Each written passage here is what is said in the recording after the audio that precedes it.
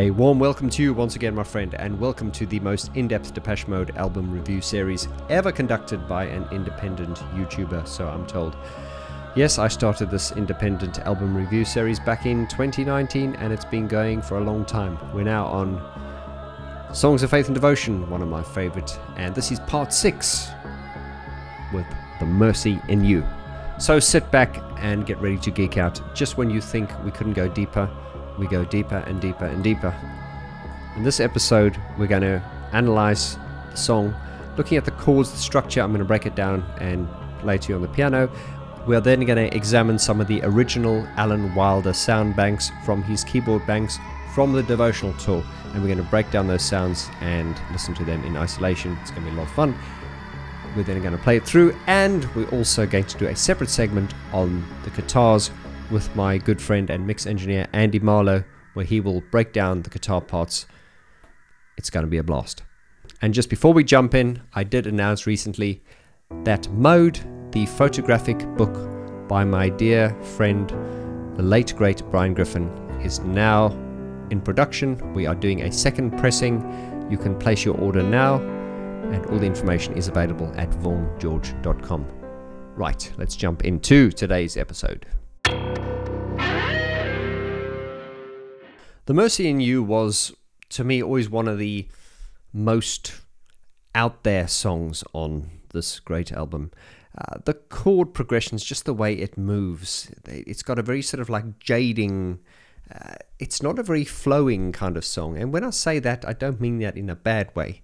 Whatever they try to achieve with atmosphere, I think they more than met the brief, because it's really unsettling. I don't think it's meant to sound nice, although I don't think anything on this album sounds nice. I think even songs like One Caress, which is, you know, warm and, sort of like orchestral, it doesn't sound nice. It's just, it's stunning, but it's not nice. It's like, nice is a very weak word, I think. Something's nice. There's nothing nice on this album. Coming back to this song, The Mercy in You, it is just absolutely mad. And in all the detail that we're going into this video, you will see what I mean. From the way the chords change, right up into the strange decisions that were made in the production and the mixing. At the end of the day, it works. Let's jump into it. Starting off with the structure on piano.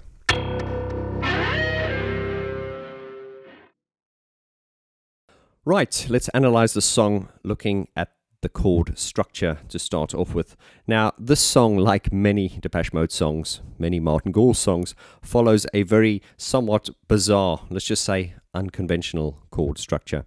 I remember hearing it the first time, and I remember it feels like a slap against the head, not in a bad way, but just the way the chords kind of move. Like it's very jarring and jading.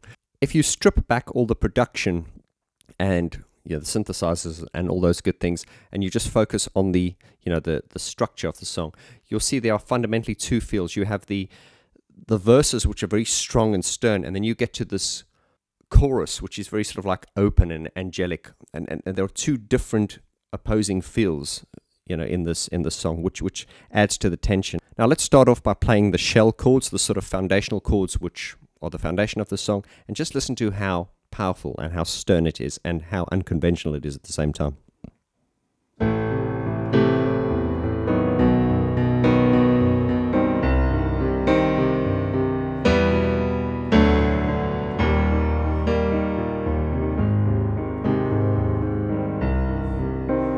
It's just mad the way those chords move. It's so difficult to sort of like conventional like pop music.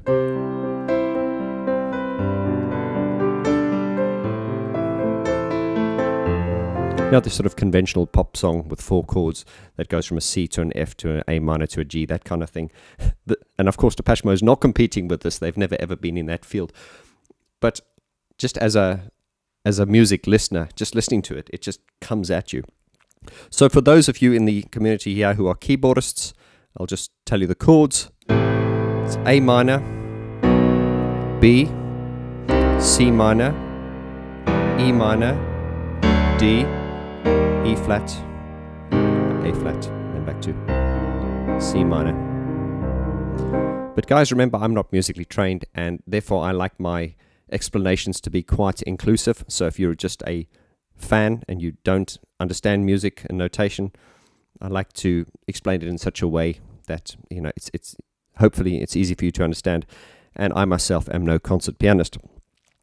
But now, working with just the feel, and of course I always focus on the feel because music is about feel. So I don't like it when people talk too technically, because it's just feel. It's from the heart. Now, just listen to this.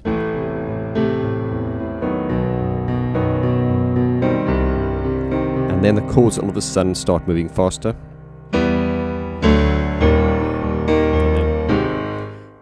It's like when you hear it the first time, you never know where the next chord is coming. You know, with a lot of conventional kind of pop music, you can kind of anticipate the next chord. Like, you can sort of anticipate. You cannot anticipate this. Listen to that.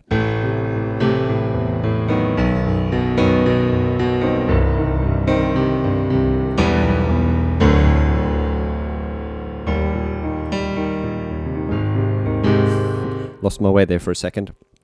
Now let's run through the structure of the song. I'm going to just sing this gently for demonstrational purposes. I'm not performing it, so don't be too harsh on me. Let's look at the structure. Starting on the A minor. You know what I need when my heart bleeds. I suffer from greed, a longing to feed on the mercy in you. It's just very, very intense. We then come to the second verse, which is the same structure, but obviously different lyrics.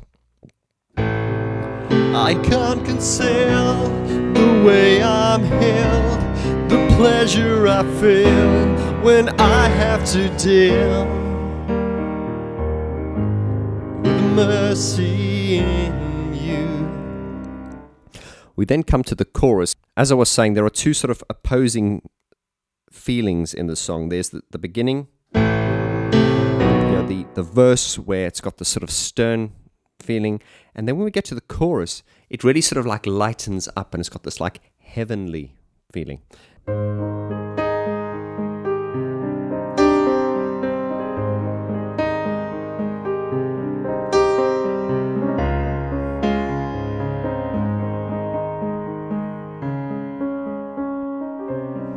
And for context, I would do it all again, lose my way and fall again, just so I can call again on the mercy in you. And in the background, while Dave's singing that, you've got like these angelic angels and choirs. It's very sort of uplifting. I would do it all again, and then lose my way and fall again. Then we get to the C sharp here.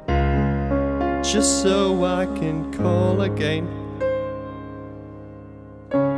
on the mercy in you. Now, let me just play a verse and a chorus, just using the piano, no singing. And I just want you to focus on the feel, how it goes from stern to sort of very light and angelic.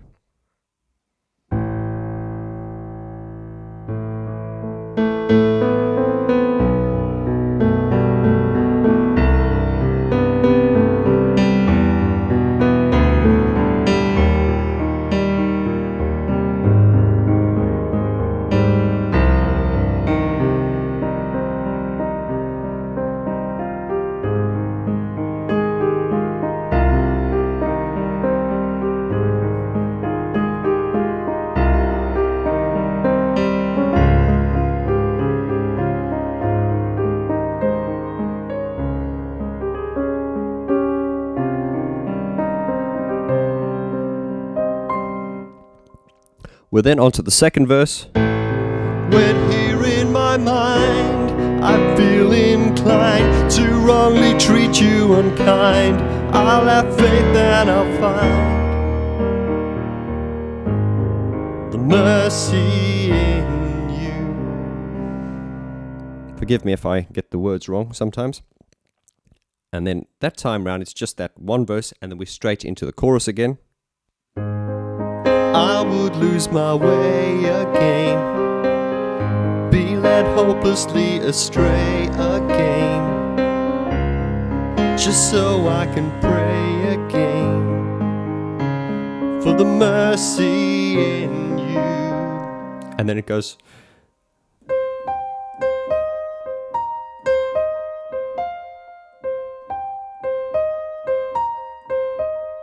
And that's a really mad part. You've got Martin's vocal in the background going,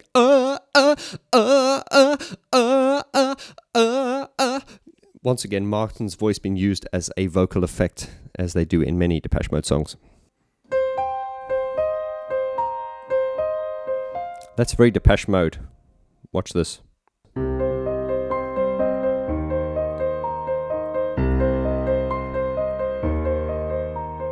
Obviously the opening sequence to enjoy the silence. But back to this, The Mercy in You, it goes.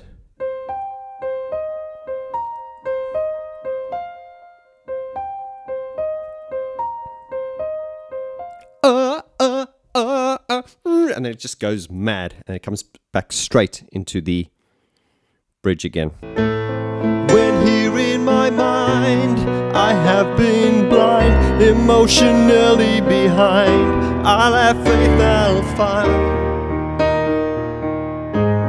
the mercy in you. And this is where Martin Gore gives one of the most outstanding vocal performances, I believe, of his recording history. When he does the mercy in you, and I'm just doing that now in a light head voice. The mercy in you, the mercy in you. That's what he's singing. But of course, he's absolutely belting it. He's going, the mercy in you. And I'm not going to do it, but he's doing it. It's you know, it's a real sort of belting vocal. And I was always a little bit disappointed when I saw it live, because, you know, when you're watching it live, you sort of you're expecting that, and he doesn't do it live.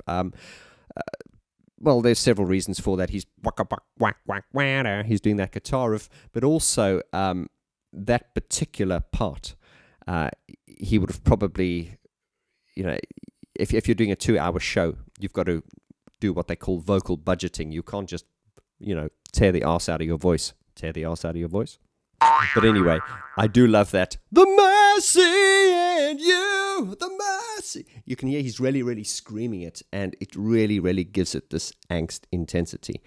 And this song is one of the most, the whole album is very angst and intense, but this to me is one of the sort of most angsty and intense songs on the album. It's absolutely beautiful. There's a lot going on here, but as I always do on this channel, if you strip everything away and just focus on the chords and the melody by using just an acoustic piano, you can hear that it's not smoke and mirrors, and all the emotion and stuff that you hear on the final record, it has a different feel when played just like this, but it fundamentally proves that it's a beautiful song.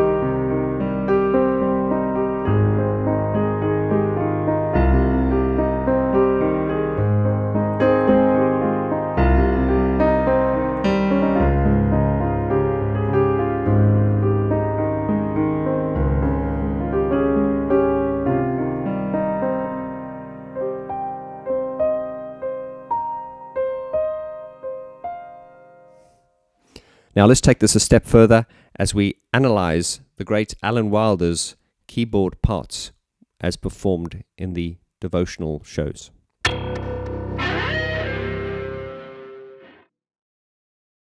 Right, now it becomes really fun and geeky.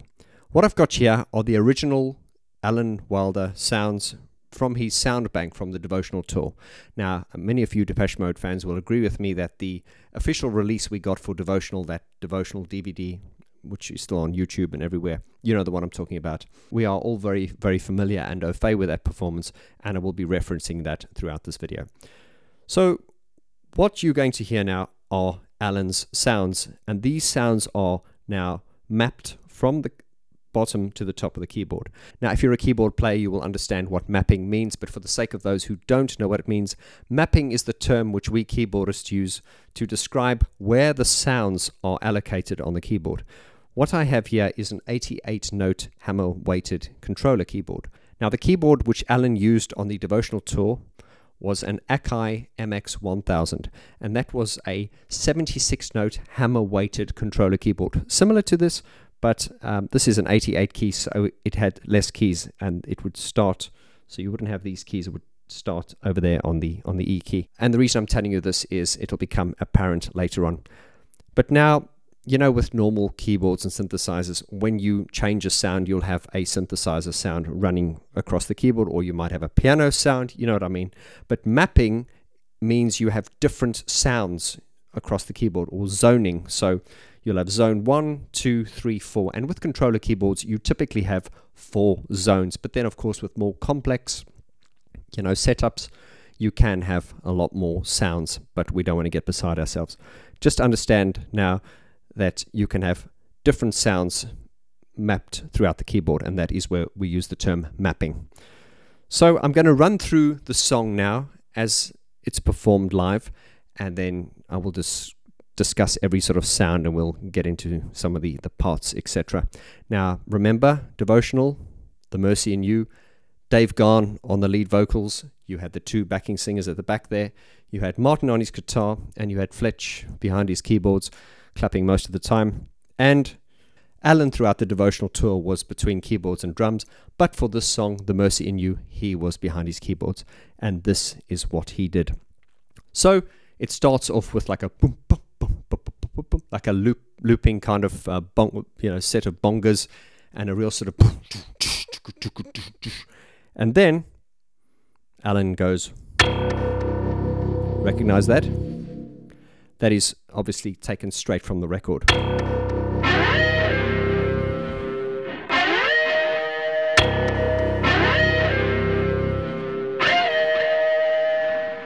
Now, if you're a fan, your neck hairs are probably standing up, because that is so iconic, and the sounds are just brilliant. Once again, as I've always demonstrated throughout the album review series, is even if it's just a little sound that comes at you, you know, quickly, if you isolate that sound and analyze it, the attention to detail back in the Alan Wilder period were just phenomenal.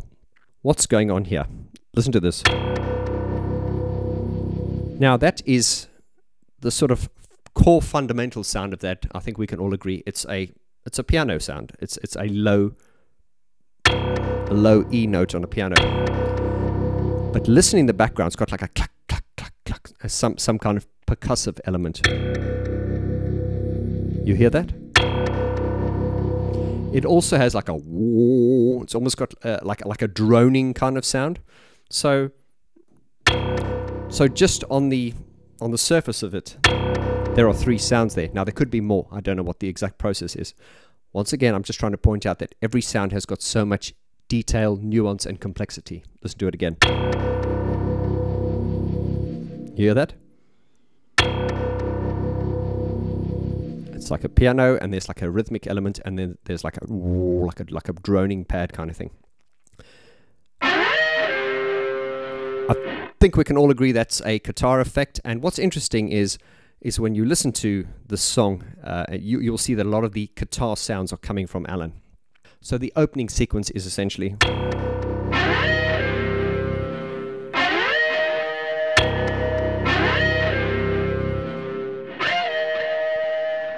so you can see those guitar parts. That's the first part, and then second part, and the third time round we play the first parts again, and then the fourth time. So that was necessary to do, because Martin, although he's playing the guitar, he's playing the wah wah waka wak wak wah wah wah wah, and of course he can only play one melody at a time, obviously. So, once again.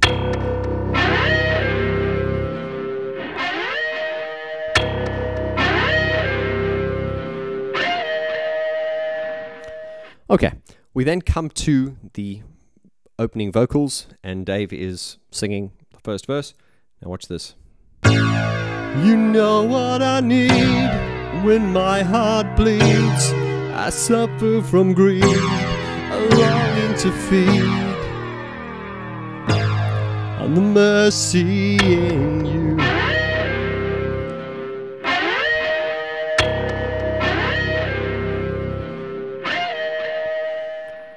Now, did you notice something? I was playing piano chords using one finger. Watch again.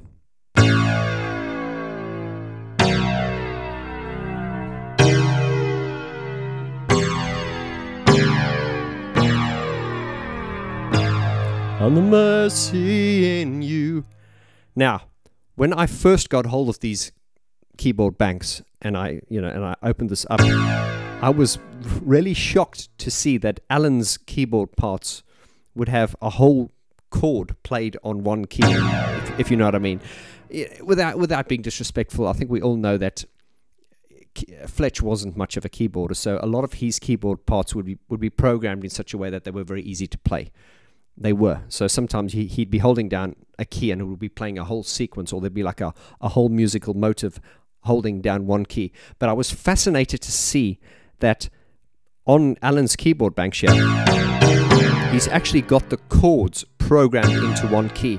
And then I thought to myself, well, surely Alan can play chords. I mean, you saw in the previous segment of the video, if I could quite easily play those chords, then I'm sure Alan Wilder, who's a far better musician than me, could, without any problems, play those chords.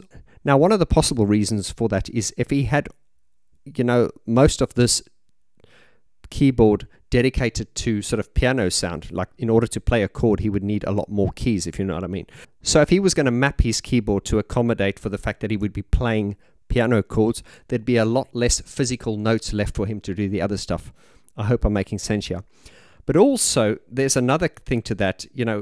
Alan's got nothing to prove. So the fact that, there's a whole chord, programmed on one key, it's nothing to do with it doesn't mean that he's not able to play it. Of course, we all know Alan is a phenomenal musician. One of the reasons this could be is that these sounds are taken straight from the records. The actual key, the actual chords, the actual sounds are taken from the record and mapped directly onto the keyboard here. And that is important because those fundamental signature sounds are what makes these songs. Now, it's a little bit different to the way Depeche Mode sound these days. I don't want to go into that. But Depeche Mode these days are a lot more of a jamming kind of band. They're a very different band to what they were back in those days. And I don't want to get into that. But just looking how the chords are programmed into the keys here. Interestingly enough, and you saw in the previous segment where I sang this, playing the full chords, it does indeed start on an A. And what he's got here, he's got the A minor chord programmed into this A key. And if we hit the B, there's the B chord, the C minor chord, and then E minor, and then the E flat, and the A flat chord as well. So he's got all those chords programmed into the one key. But also, along with that, comes the fundamental nuance which makes that sound. And these sounds are very integral to the record. So these sounds, as far as I can hear, are taken straight from the record, and they're mapped onto the keys. I hope I'm making sense here. So once again, you know what I need when my heart bleeds. I suffer from greed, a longing to feed on the mercy in you. And then back to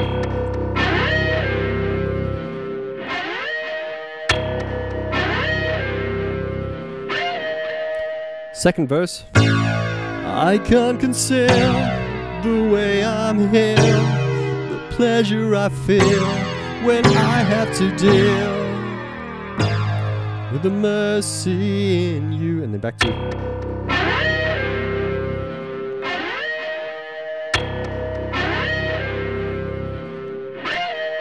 Then we come to that heavenly chorus, and it's as follows. I would do it all again,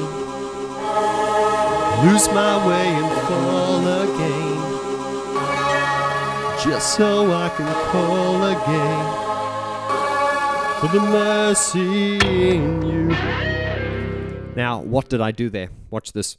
This is interesting because once again, he's got a lot of complex parts programmed into single notes. So, on the chorus, notice I hit these two keys together, the F and the F sharp. I would do it all again. So let's break this down. On the F, I would do it all again. but notice I hit this F sharp at the same time. Listen to this. So on this F sharp, it's like a piano, like a piano trill. And then at the bottom here, it's kind of like a, I like to call it like a heavenly demonic choir, because it's choirly, and but it also sounds quite demonic, but it's light and dark at the same time. You know what I mean? So you've got,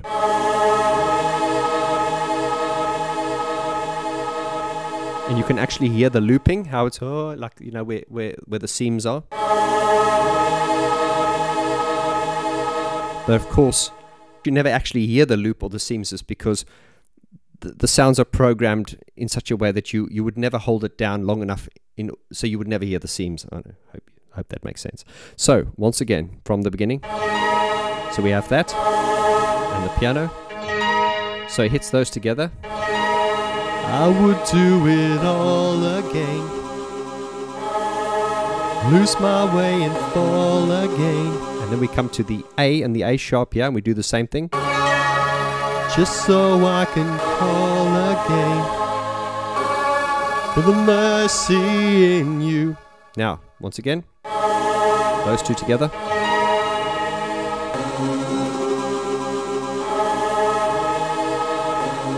And then these two together.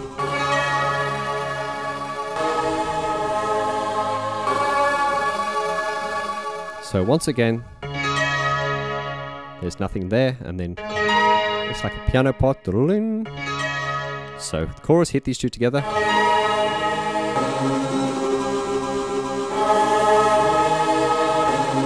And these two.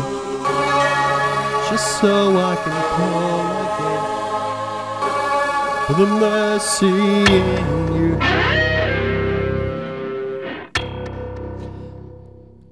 We then come to the second verse. When here in my mind I feel inclined to wrongly treat you unkind, I'll have faith and I'll find the mercy. Now, what he does this time, instead of just playing that A, I believe he plays the octave. It's not straightforward, because remember that when you listen to that, the live version, the mix, it's very dense. There's a lot happening. But I assume he's doing this, because if we look at this here, we have this.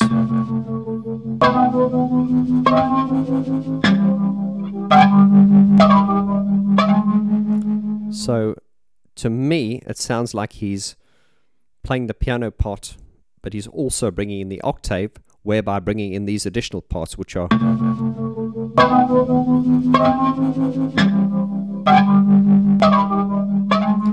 essentially the same chords, the same notes as these keyboard notes, but it's added to bring another layer. Let me just demonstrate.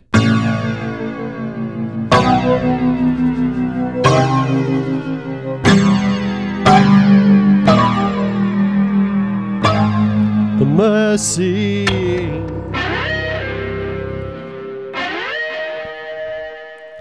And then we come to the next chorus once again. I would lose my way again, be led hopelessly astray again, And these two. just so I can pray again for the mercy in you. And then we've got this signature part which Alan plays.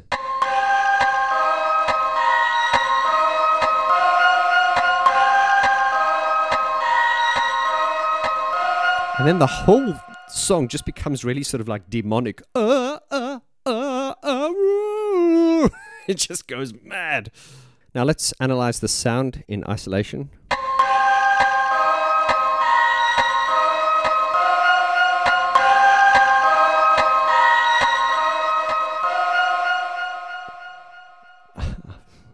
God knows how they've done it. There's a lot of detuning on there. You can hear the looping, but there's also like a pluck, but more like a percussive kind of sound. Listen, and, with delay.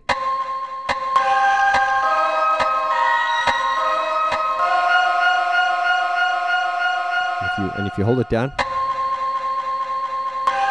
let's play it at halftime.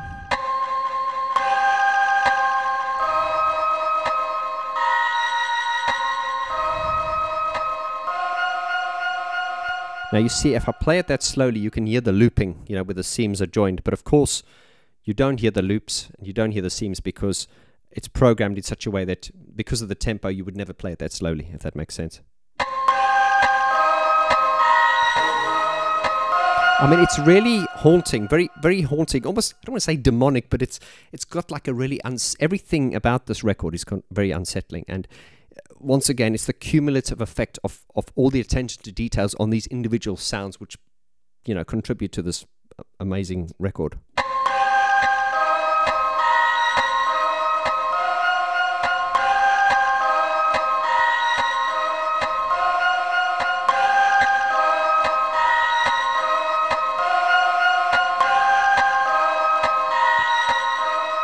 You've got the and then we come back again to this part. Now we have the last verse, which sort of like builds into the grand finale. And for this time round, he's doing the same things. I'm going to play the left hand first, and then I'll play the right hand afterwards. When here in my mind, I have been blind, emotionally behind. I left that I find mercy in you. Now, once again, on the record, Martin does that. The mercy in you. He really gives one of his most outstanding vocals of all times. Of course, live he doesn't do that, and I was a little bit disappointed when I watched it live many years ago, thinking, oh, he doesn't do that dramatic vocal. But believe me, I don't think he'd have a voice left after that, because if you listen to him, the way he sings that, the mercy in you, the way he sings that on the record, you know, he's screaming. I mean, if he did that live, he'd tear the arse out of his voice. That's not a technical term, by the way. So, once again, on that part, Alan plays that with the left hand, but he's also doing this with the right hand now. He brings in this counter melody, which is as follows, starting on the F here.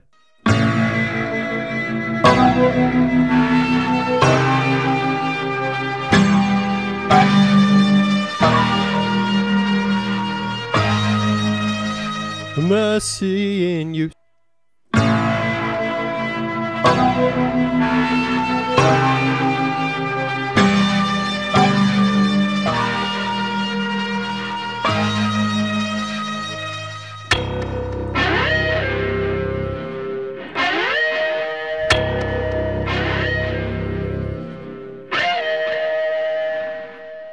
It's all there. Brilliant. So what I'm going to do now is I'm going to play the Mercy in You track from the devotional show, and I'm going to play Alan's keyboard parts along with it. This will be great for context, so you'll be able to see, you know, what he did at what particular time of the song. And please note that the song's going to be mixed in such a way where the sounds I'm playing are going to be exaggeratedly loud, and the reason for that is so that you can actually hear what I'm playing. I hope you enjoy it.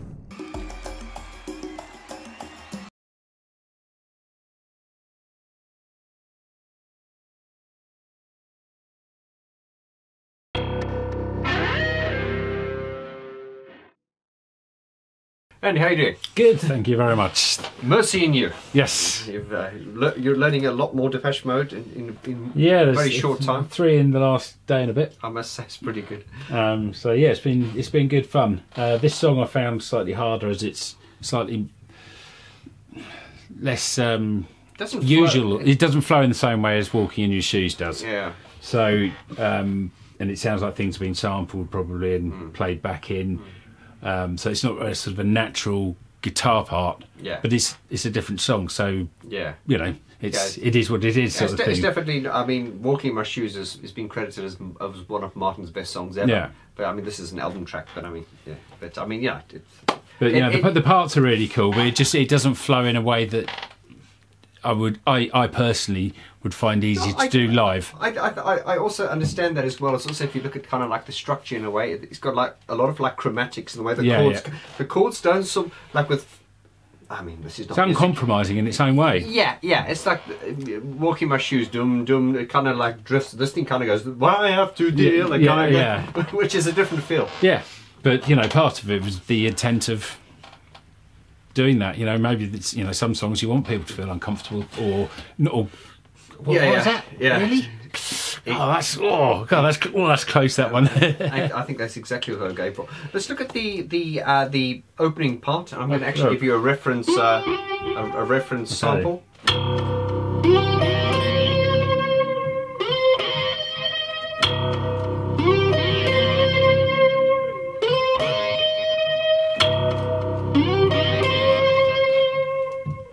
Yeah, it's got that. Yeah. So that does it, I think, 4 times like that, and then the sort of wire guitar, which we'll come to in a minute, comes in, and that just repeats. And each time there's that part, it's nearly the same, except one time it's going into the choruses. Yeah. So the notes are G, D sharp, and C, but with a slide.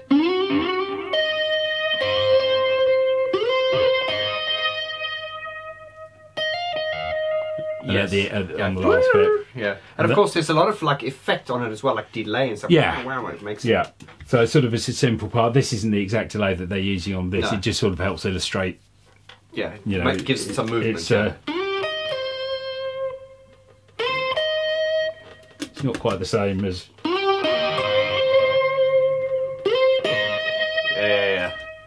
This is a bit too long. It's a bit too middly, bottom, things like that compared to the record and things. But it's just sort of showing off the parts. This guitar's in D tuning because of playing the. Oh yeah. It has to be D tuned, so it's to a D. Okay. So to play a power chord, a bar chord, it's just the bottom 3. So I'll just quickly sing the chorus, but before I do, just play it with and shout out the chords. So it starts off in an A, B, C, E, D sharp, D flat.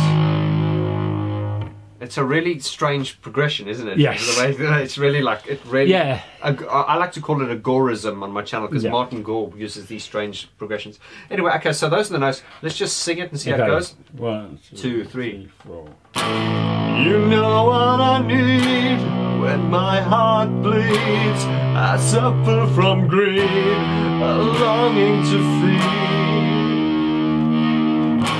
on the mercy in you, etc.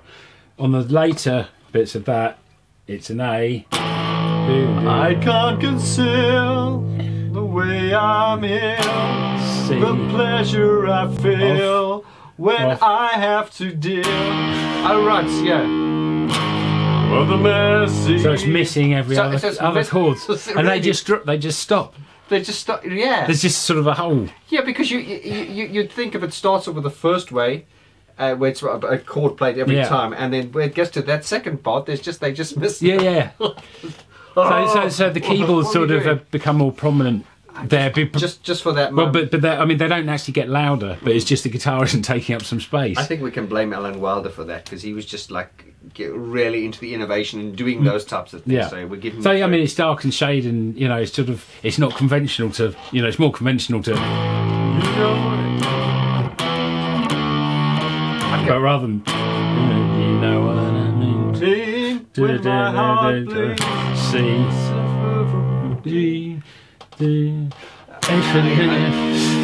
So those 2 chords are missing from that section. Yeah. That's hilarious. So the B is missing, then you miss the E and the D. Yeah. And you only play A, C, E flat and B flat that twice the second times. It's so unconventional, and it's at those exact parts where the keyboard or synthesizer parts or something else takes precedence. But they don't actually. It doesn't feel like there's we're doing this now. Yeah. The guitar drops out. It just drops. Okay. It's like it's quite unusual. So we've done the sort of the lead part, and when it goes into a chorus, is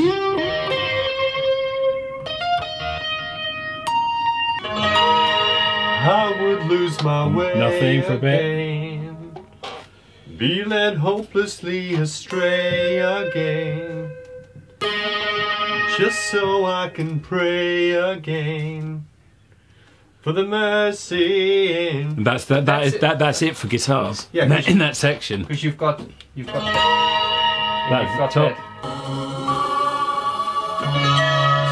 I think it's because it makes way for all that sound. Yeah. So that's a B flat, and then I was just bending and ramping in the volume. I see. And then it's G sharp, D sharp, and that's it for that section. Okay, and then let's say that you've got that main sort of rhythmic section. Yeah. So when the solo's coming in, or the tune comes in when it sort of kicks in a bit. The basic, it's a wah.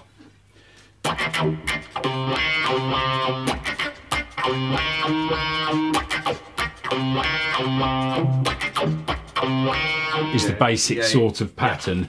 It develops each time it happens. Sometimes it only happens like once round. Sometimes it's twice.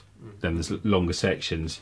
So more developed versions later on, particularly at the end, is the.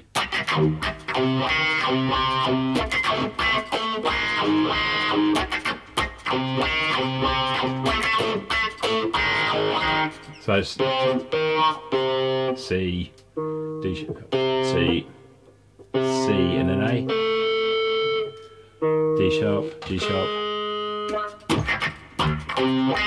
No, hang on.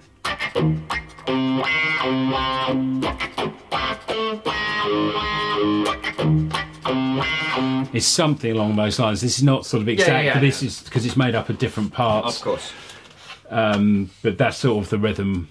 And seeing him doing stuff live on videos and things, it's sort of he's around here. It's that sort of chopping, and just with the foot, it's just rocking it in.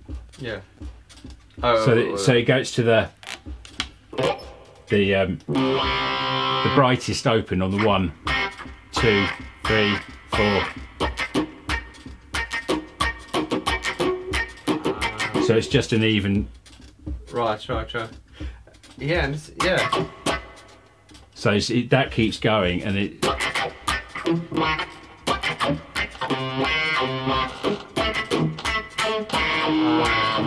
So that's just keeping going, and you do all the rhythms with this bit. So it starts off more simply, and then sort of builds. You say that's going. You've got a pedal there. Yeah, it's a wah pedal. So it's just rocking it from being closed and quite muted with all the tops to being all the tops. So it's like a bandpass filter, very sharply moving. So that's the rhythm that you're doing, but with great effect. So that's that part, and that develops through the song and is slightly different. There's also a part at the end which is the underneath when it starts doing the repeating and out. Something along this line. In the background. Something along like that. It's kind of rhythmic and it's bolstering up. Yeah, it sort of just funks it along a bit. Yeah, funks it along, And then that develops after 4 with a 1. 1. And would that be at the end where it goes? Oh, it goes.